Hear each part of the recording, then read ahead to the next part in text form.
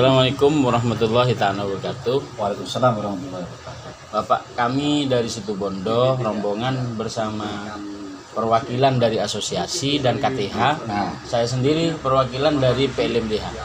Saya selaku ketuanya PLMDH Situbondo. Pertama kesini silaturahmi. Mohon maaf lahir dan batin. Amin. Mewakili semua teman-teman yang ada di Situbondo. Terus yang kedua, mau konsultasi mengenai aturan-aturan yang baru yang kami belum paham. Ya. Yang pertama, dulu ada peraturan PS yang di dalamnya itu ada kulin KK dan IPHPS. Kami sudah mengusulkan PS itu sampai kami datang ke Jakarta 2 kali. Tapi prosesnya kok sangat lama. Ya. Mohon dijelaskan, Pak. Dan sekarang malah ada KHDPK. Tolong dijelaskan, Pak. Hal yang baru KHDPK. Iya. Terima kasih. Terima kasih atas kehadirannya di tempat kami, Mas Rosi dari PLMDH mewakilkan dari Situbondo ya. Iya. Ini yang perlu disikapi itu begini, bahwa perhutanan sosial itu lahir karena catatan ini sebenarnya. Karena pengelolaan hutan di Jawa ini sudah dianggap tidak baik, kan begitu. Berarti istilahnya gagal ya, Pak? Gagal. Jadi harus ada perubahan pola pemanfaatan bagaimana mengelola hutan Jawa ini agar lestari dan bermanfaat bagi masyarakat dan khususnya secara umum lah seperti itu. Nah, hanya saja perhutanan sosial ini kemudian lahir peraturan yang pertama itu, peraturan Menteri nomor 83 itu yang terkait dengan perhutanan sosial, kemudian peraturan Menteri nomor 39 IPHPS. Nah, kemarin itu pada tahap-tahap awal ini agak-agak lancar-lancar saja. Kemudian muncul permohonan-permohonan baik IPHPS maupun yang kemitraan. Kemitraan ini kulin KK itu sebenarnya adalah pengakuan dan perlindungan kemitraan kedua belah pihak antara pengelola perumbu tani dengan kelompok masyarakat yang memohon. Kenapa kemarin itu? Setahu saya nih ya. Saya juga sering koordinasi dengan pihak kementerian untuk memberikan keterangan-keterangan terkait dengan kenapa.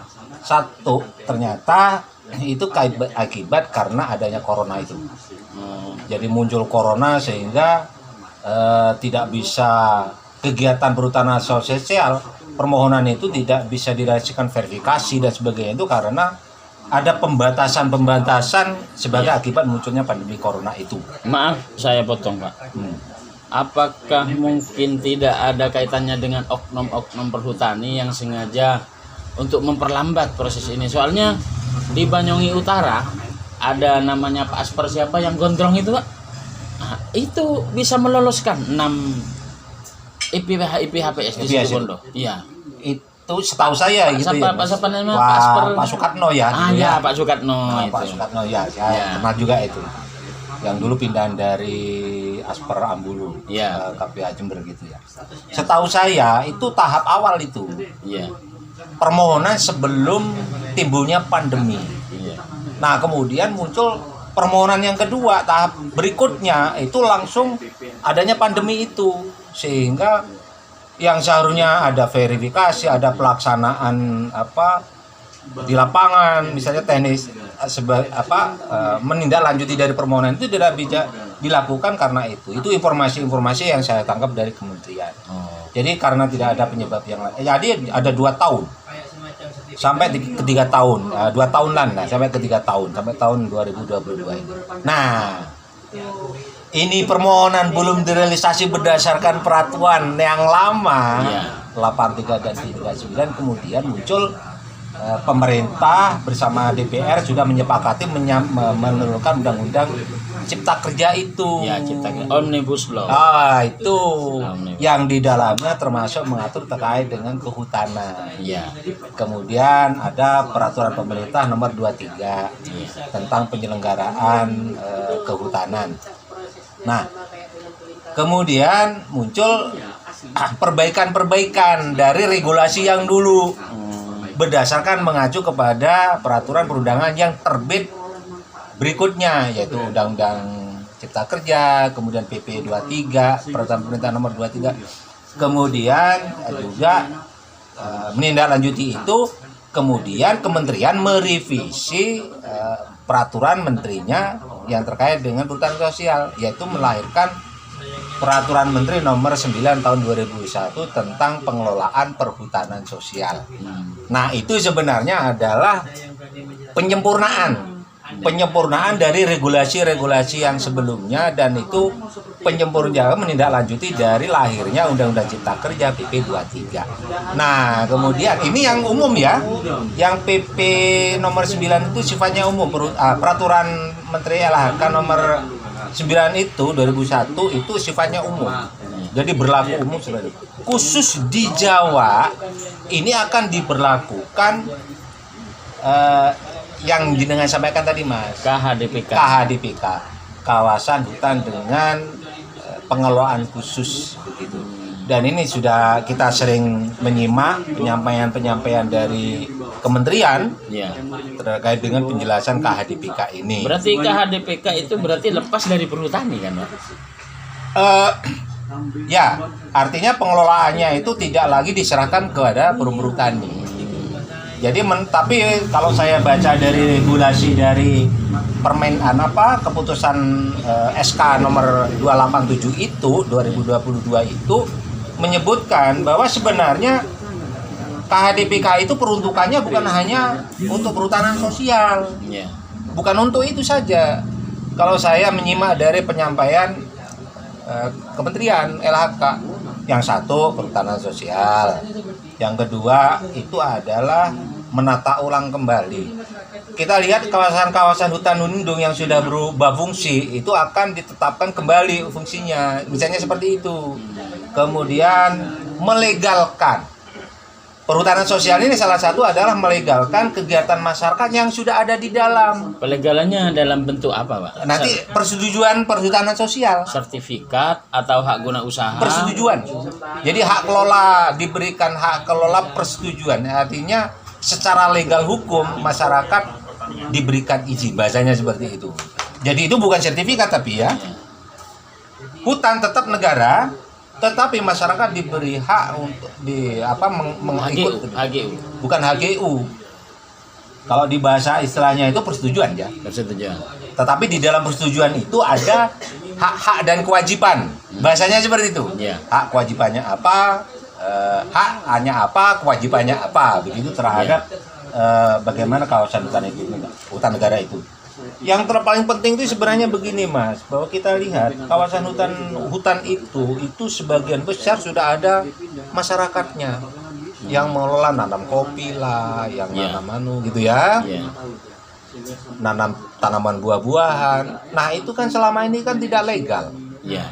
Menurut tata peraturan perundang-undangan yang berlaku di Indonesia tidak legal itu. Cuma sekarang ini Pak, yang ada di lapangan itu kadang lahan itu dimonopoli oleh orang-orang yang kaya, bahkan ada oknum-oknum perhutani juga di sana yang itu kan dari akibat yang ketidakbenaran itu sebenarnya. Itu terjadi karena adanya perilaku oknum-oknum. Kita ngomong oknum ya. Oknum. Sebenarnya tidak semuanya.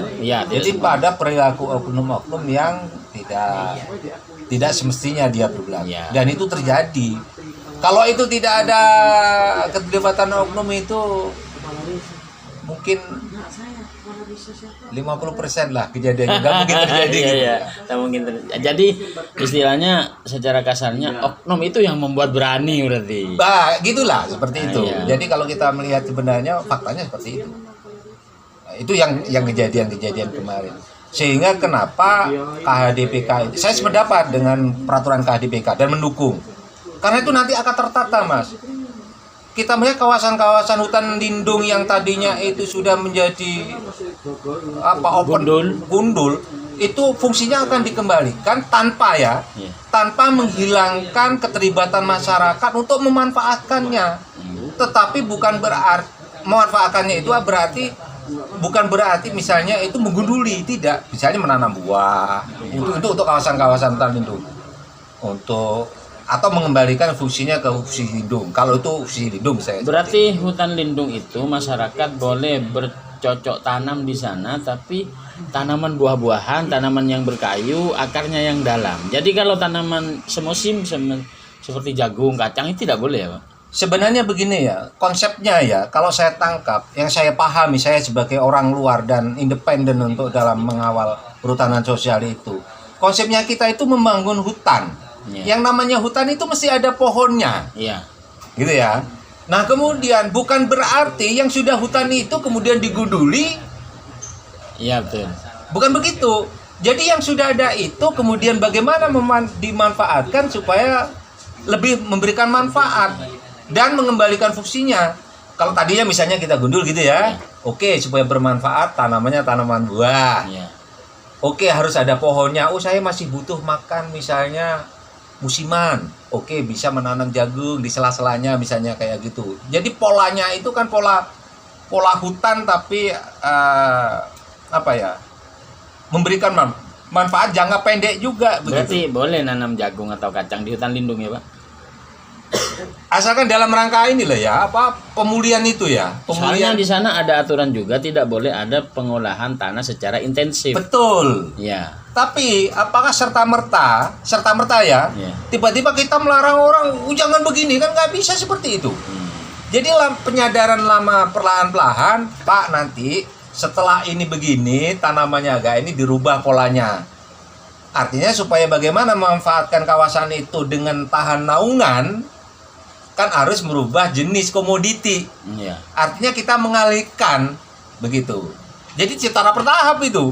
Tapi kalau tiba-tiba misalnya, tidak boleh. Duh, mereka butuh makan jangka pendek. Iya. Cuman kan begini ya, Pak. Itu berarti proses itu dilakukan setelah kita mengusulkan. Ada begini, Mas. Kita melihat begini ya.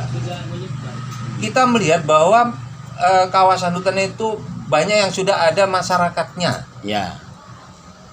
Sebenarnya yang dilegalkan, yang diarahkan oleh peraturannya adalah mereka-mereka masyarakat petani hutan yang sudah ada di dalam itu. Bukan berarti membuka kawasan hutan yang masih ada, misalnya kayak begitu. Kalau toh misalnya keterlibatan dalam aksi pengembalian fungsi hutan itu bukan berarti menggunduli lagi, tetapi lebih bagaimana lebih memperbanyak. Begitu. Soalnya yang terjadi di situ Bondo itu, Pak, dengan adanya program RHL, rehabilitasi hutan dan lahan, itu hutan yang ada itu dipotong, malah diganti dengan tanaman yang baru. Itu dengan perhutani malah, bukan dengan desa, bukan dengan warga malah. Itu perhutani malah. Padahal itu ada APBN, anggarannya itu dari negara, Pak. Ya kalau memang kita tidak bisa melihat secara umum menilai seperti itu ya. Tapi ada bagian-bagian kejadian memang seperti itu. Jadi tanaman yang sudah ada itu justru malah ditumbangkan misalnya kayak begitu ya. Iya, kalau saya tahu ranteknya di sana ada biaya babat jalur, tapi ternyata di sana yang babat malah warga, nggak dibayar. Iya. Seperti itu ya berarti. Iya, malah ada satu KRPH yang mendapatkan program RHL itu tanamannya nggak nyampe 10%. Gitu ya. Ini yang bertanggung jawab siapa? Ya dikembalikan kepada pelaksana semua yang bertanggung jawab siapa kan? Iya, ini kan urusan Gakum nanti. Iya. Saya bisa mempertanggungjawabkan, saya bisa menunjukkan tempatnya. Pada prinsipnya begini, Mas, kita ngomong terkait dengan KHDPK ini ya, yang arealnya itu sudah ditetapkan seluas 1,1 juta hektar itu di Pulau Jawa itu. Nah, nanti itu kelompok-kelompok masyarakat yang sudah ada di situ, mari kita menyambut itu dan menyesuaikan dengan regulasi yang ada. Tidak harus berdebat. Kalau misalnya itu dulu LMDH, karena regulasinya itu harus KTH, ya udah akte perubahan aja menjadi KTH, misalnya kayak begitu ya. Itu yang di arealnya KHDPK. Kalau memang belum dimohonkan perhutanan sosial misalnya, kalau itu memang arealnya memang untuk perhutanan sosial, ya usulkan saja dengan regulasi yang ada. Kemudian kalau area-area pemukiman misalnya kayak begitu ya, itu kalau misalnya area-area pemukiman itu sudah desa misalnya kayak begitu, ya usulkan dengan prosedurnya yang ada. Karena memang pemerintah dengan KHDPK itu, setahu saya menyimak dari apa yang disampaikan Bu Menteri itu salah satunya ada penataan kawasan hutan. Kan berarti begini Pak, sebelum itu diusulkan dan sebelum diverifikasi kan tidak boleh ada kegiatan. Tetapi masyarakatnya kalau sudah ada di dalam bagaimana? Nah, enggak, ini kan cuma sekedar bertanya. Nah iya, ini artinya kita ngomong itu bahwa kita KHDPK ini melegalkan yang sudah ada. Yang sudah ada di dalam masyarakat itu. Bukan berarti hutan yang sudah bagus kemudian dimasukin orang, bukan begitu.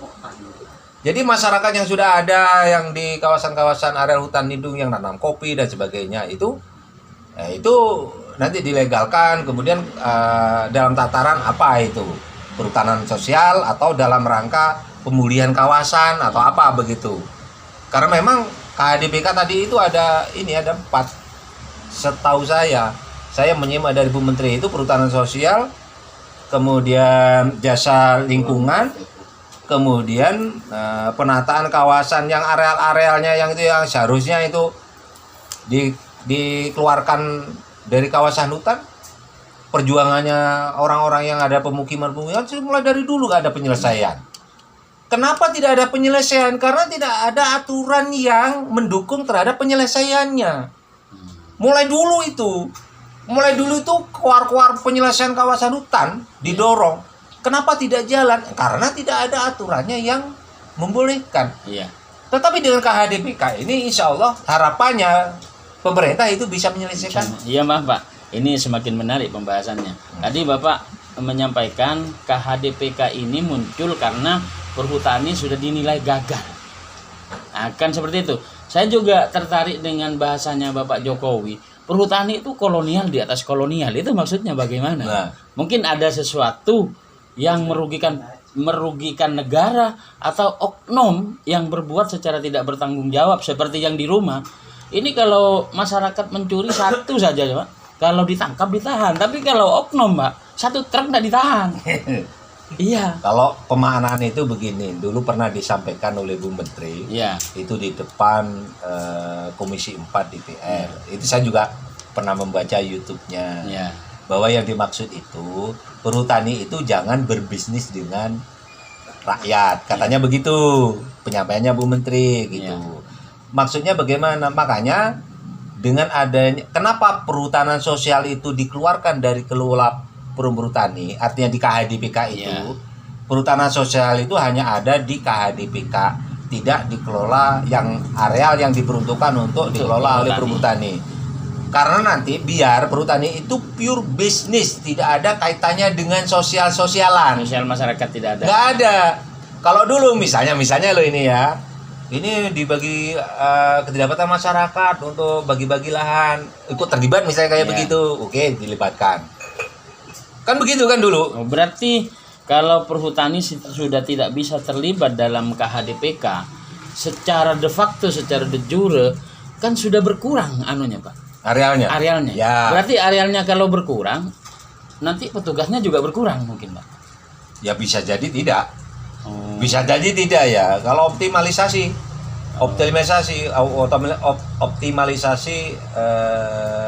kinerja misalnya.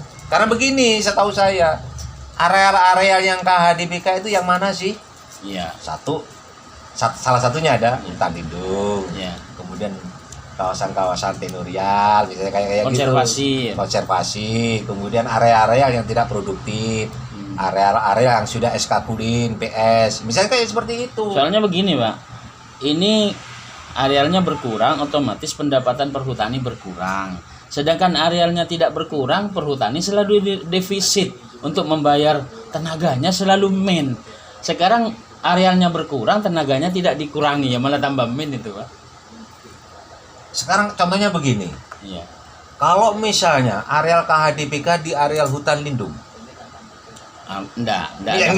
Saya kalau kita baca, area yang terbesar kawasan hutan KHDPK itu adalah kawasan areal hutan lindung yang memang harus dilindungi, dikembalikan manfaatnya, bukan hutan produksi. Iya, betul. Hutan produksi hanya kecil sekali. Iya. Nah sekarang, apakah mulai dulu perhutani mengambil manfaat dari hutan posisi hutan lindung? Apakah perhutani selama ini memanfaatkan produksinya hutan lindung? Kalau ditanami kopi masih ada pajaknya, entah itu nyampe ke perhutani atau tidak. Nah, di luar itu keperluan saya. artinya padahal berdasarkan perundang-undangan hutan lindung itu tidak boleh diproduksi. Iya, betul. Kalau perhutani memperbolehkan itu berarti perhutani membolehkan produksi hutan lindung. Kenyataan di lapangan ada. Berarti perhutani melanggar aturan. Nah, itu dia. Terus tindakan pemerintah yang ada hubungannya dengan perhutani, oknum perhutani yang sudah melanggar hukum, itu apa? Tidak ada tindakan sama sekali. Malah yang punya lahan di sana itu oknum perhutani. Itu kan internal itu perhutani, Iya, bukan katanya mereka gitu. Karena itu internal perusahaan gitu Enggak, kan, ya. soalnya ini saya komunikasi dengan perhutani itu tidak terbuka. Makanya kami konsultasi dengan jenengan. Malah ironisnya begini, Pak. Kalau saya ulang, perhutani kalau mencuri, oknum perhutani kalau mencuri itu tidak ada urusan, Pak. Saya sering melaporkan, tidak ada urusan. Malah kalau ketemu cuma dipanggil, dimarahi, dipindah, tidak ditahan. Itu urusan internal perhutani lagi. Itu ironis sekali itu dia perhutani. Malah itu di HPD saya. Saya punya bukti-buktinya. Kalau misalnya Gakum mau turun, Polres mau turun, Polri mau turun, monggo saya sodorkan bukti valid, bukti yang valid. Kejadiannya, videonya, tanggalnya, semua ada. Ya. Sehingga ini ya terkait dengan perhutanan sosial ini kan muncul pro kontra. Iya. Sebenarnya tidak harus muncul pro kontra kalau saya melihat, karena itu sudah jelas bahwa sebenarnya tidak akan merubah fungsi hutan. Bukan berarti KHDPK nanti itu akan merubah fungsi kawasan hutan menjadi gundul, tidak. Justru pemanfaatannya itu yang gundul, yang tadinya gundul itu dikembalikan fungsinya sesuai ketetapannya. Kita banyak loh ya melihat kawasan ini seharusnya itu posisinya fungsi lindung. Iya. Tapi kenyataannya tidak lindung kan, Bu? Kalau saya baca, Pak, yang membuat pro kontra di lapangan itu ada hubungannya dengan kecemburuan sosial politik desa. Kenapa? Misalnya jenengan itu adalah LMDH. Terus saya kepala desa, tidak sejalan politiknya dengan jenengan. Saya membuat KTH baru. Kalau transformasi, LMDH bertransformasi ganti baju jadi KTH itu tidak masalah. Ya, karena LMDH-nya tetap berperan di sana. Tapi kalau LMDH-nya dihapus, kemudian KTH yang berperan, sedangkan KTH itu adalah orang lain, ini yang menimbulkan polemik di dalam. Itulah sebenarnya itu nanti itu yang harus fakta-fakta di lapangan seperti itu yang harus kita jeli gitu ya. Jangan sampai memang betul terjadi. Orang yang sebenarnya sudah existing ada di situ kemudian yang seharusnya berperan justru diatur-atur oleh orang lain yang itu tidak berperan sama sekali. Buktinya di Madiun ya, Pak. Di Madiun itu yang LMDH narik dari barat ke timur. Terus yang KTH narik dari selatan ke utara. Akhirnya berbentrokan. Cabut sudah batas-batasnya. Seandainya LMDH bertransformasi ganti baju ke KTH, ya tidak ada ukuran begini-begini. Makanya gini, Mas. Ini yang saya amati ya. Makanya LMDH itu harus tanggap, harus cepat mengantisipasi dirinya untuk menangkap perubahan regulasi pemerintah ini. Apa yang harus saya persiapkan? Kalau saya sudah ada di dalam misalnya, kemudian ada anggotanya saya, ini areanya masuk ke HDPK misalnya seperti itu, ya udah data pesanggemnya dia. Kemudian berubah kelembagaannya, buat aturan mainnya untuk menangkap itu. Mohon maaf ya, Pak, untuk merubah kelembagaan harus tanda tangan kepala desa. Terkait dengan politik desa tadi. Kalau kepala desanya tidak mau tanda tangan, ini bagaimana? Nanti akan kayak perlu ada makanya penjembatan ya. Sebenarnya kepentingannya ini begini yang harus dipahami. Yang mengusulkan itu adalah data eksistif petani hutan, bainlem, bedres, belahan. Betul. Logikanya mereka yang memohon, bukan orang lain yang memohon. Iya, betul. Begitu. Sebenarnya pengurus LMDH ini tidak ada kepentingan sama sekali. Iya, betul. Karena sudah masing-masing kan? Iya. Kalau saya memohon, berarti saya memohon kan saya. Kalau saya sebagai anggota. Nah sekarang tinggal LMDH-nya memohon atau tidak. Itu yang pertama. Itu kalau tidak ada kepentingan politik tadi. Betul. Ini lagi-lagi kadang-kadang dicampur baurkan. Iya itu betul.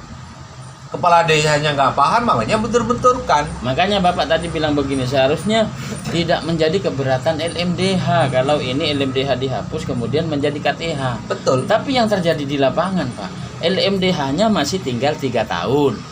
Terus petingginya sudah tinggal 4 tahun. Jadi untuk memberhentikan LMDH belum bisa. Jadi ini dijadikan kesempatan biar sudah LMDH-nya tidak punya HPD, kita buat KTH untuk HPD ini. Itu yang membuat benturan. Enggak, gini Mas. Sepanjang petani hutan Iya. diakomodir oleh LMDH, didata dan sebagainya. Gitu ya. Iya. Kemudian ada aturan main di sana. Itu enggak akan terjadi Iya. itu. Karena misalnya sampean membentuk KTH, Iya. misalnya gitu ya. Iya. Terus anggotanya sampean siapa? Ya tetap itu. Loh, enggak, dia sudah saya data. Iya. Sekarang begini Pak, kalau jenengan Ini contohnya begitu ya, jenengan mendata pakai lembaga LMDH. Betul. Sedangkan jenengan beda politik dengan desa.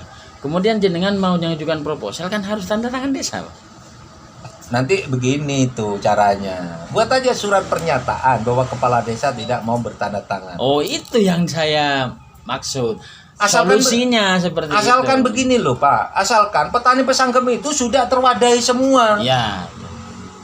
Itu kan hanya apa ya, oknum kepala desa yang bermain politik. Ya. Dan itu banyak terjadi loh. Banyak memang. Iya, banyak terjadi. Dia nggak mau tahu itu dibentur-benturin. Seperti di Situbondo ya Pak, di Alas Bayur. Alas Bayur itu saya ngusulkan pupuk, ngusulkan bibit lewat LMDH. Petingginya tidak mau tanda tangan, sampai cekcok sama saya Pak. Malah ini kalau pupuknya cair kan untuk masyarakatnya, kalau bantuan bibitnya cair untuk masyarakatnya. Ini tidak mau tanda tangan. Nah, saya butuh solusi itu. Kalau misalnya kepala desa tidak mau tanda tangan, apa dilaporkan ke bupati atau ke siapa?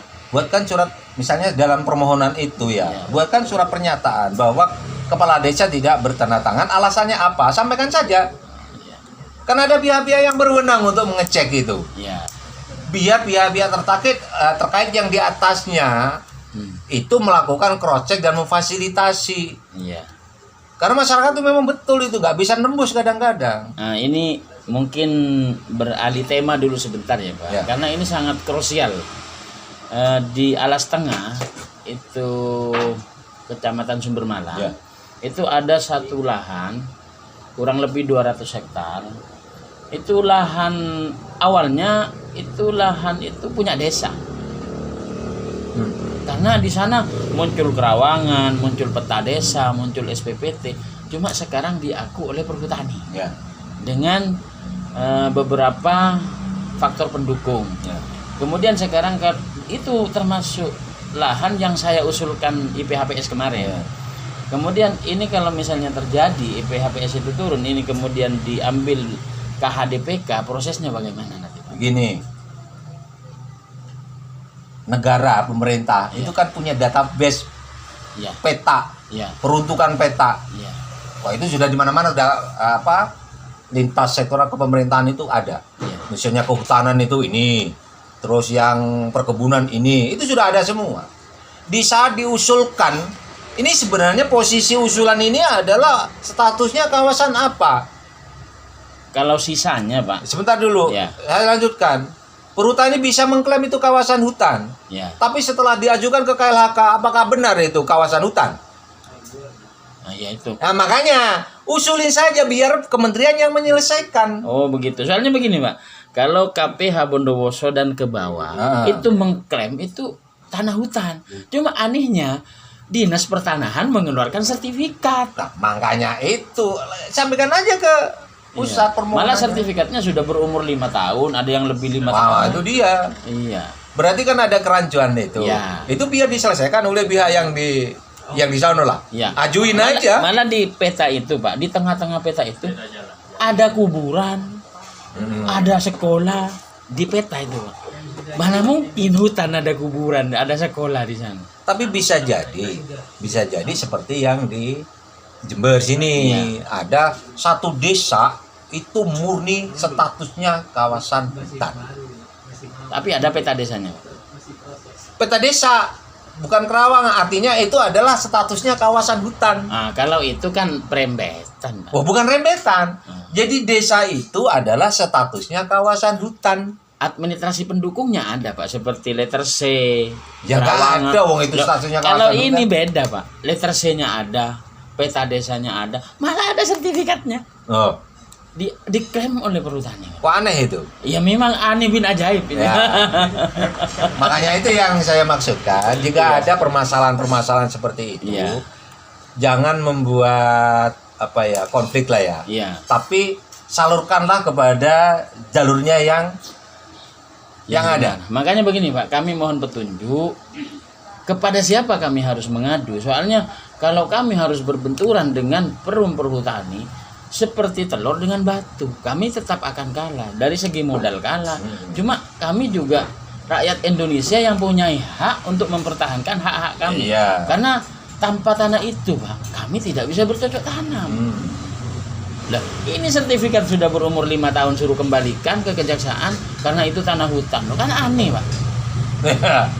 Makanya itu gini, saran saya gitu ya. Ya. Kan itu kasusnya seperti kasus ada yang mengklaim kawasan hutan. Ya. Kemudian ada kasusnya sebagai itu bentuknya apa itu? Apa sudah pemukiman atau sawah? Areal pertanian, Pak. Nah, ajukan dengan KHDBK ini nanti itu. Oh, Biar diselesaikan. Kalau memang dikeluarkan biar dikeluarin. iya, iya, iya. Kan katanya pemerintah mengeluarkan KHDBK salah satunya mau menertibkan itu. Ya, betul. Mohon didampingi nanti, Pak. Insya Allah gitu. Iya. Itu aja. Didaftar seperti kayak permohonan gitu. Nanti diajukan kepada Kementerian KLK. Iya. Insya Allah kalau itu artinya begini, kalau toh itu statusnya kawasan hutan bisa kayak gitu. Karena rencananya pemerintah itu mau menata itu yang sudah pemukiman dan sudah beratus-ratus tahun berupa yang sudah dikuasai itu Iya. ditertibkan itu. Ini mungkin yang terakhir, Pak. Ini saya terlalu panjang, tidak apa-apa Iya. ya, Pak. Ini mungkin yang terakhir. Bagi petugas oknum perhutani yang nakal, kami harus mengadu kepada siapa? Sebenarnya kalau perusahaan Iya. ini kan BUMN nih. Ya. Kalau petugasnya yang nakal ya ke direksinya. Kalau ke direksinya pun ada PS pengawasnya. Ya. Karena ini sifatnya internal. Ya. Jadi kalau oknum yang nakal ya ke internalnya begitu. Tapi yang dirugikan kan juga negara, Pak. Ini kan istilahnya delik umum, bukan delik aduan. Apakah boleh kalau ke Polres atau ke Polda? Ya boleh-boleh saja, sah-sah saja itu. Iya. Tapi itu jelas dia melakukan tindakan hukum. Iya. Kan nanti kan hasil penyidikan dan penyelidikan itu nanti. Iya, betul. Oknum itu melakukan kesalahan. Iya. Nggak mungkin kalau misalnya sudah terbukti kayak begitu, di block up seperti itu. Soalnya begini, Pak, saya sudah bingung harus lari kemana. Ada orang mencuri. Ini ketangkap basah, Pak, dengan Polmop dan staf Wakah. Nah, kemudian diurus, dimintai uang. Kemudian pelaku ini ngaku ke Danru. Danru kan sudah tingkatan paling atas kalau di KPH, Pak, untuk pengamanan. Ya, Terus ngaku kalau dia motong kayu dan dia sudah mencuri, sudah jelas mencuri. Malah sampai sekarang tidak ada apa-apa. Karena tidak ada apa-apa, tenang-tenang saja. Semakin gila sekarang, Pak. Kayu diteres semua. Sekarang kayunya sudah banyak yang mati, bahkan ada yang dipotong sampai tumbang. Ini anehnya, mandor, mantri, asper, waka, ADM, danru ini diam. Ini ada apa? Saya tidak ngerti. disampaikan aja ke direksi. Oke, direksi ya, Pak. Mohon difasilitasi nanti. Ya, Siap. Mau kalau perlu nanti koran-korannya tak lampirkan di suratnya. betul itu pembuktian. Ini sudah sering sekali masuk koran. Sebenarnya kalau laporan itu harus ada bukti-buktinya. Iya, korannya sudah sering keluar. Ini diabaikan oleh perhutani. Levelnya level ya kalau di tingkat level lapangan nggak bisa ya ke direksi Nah, lah. siap, nanti tak fasilitasi, bukti-buktinya tak siapkan dengan valid, kemudian mohon difasilitasi ke direksi. Ya, insya Allah nanti saya sampaikan.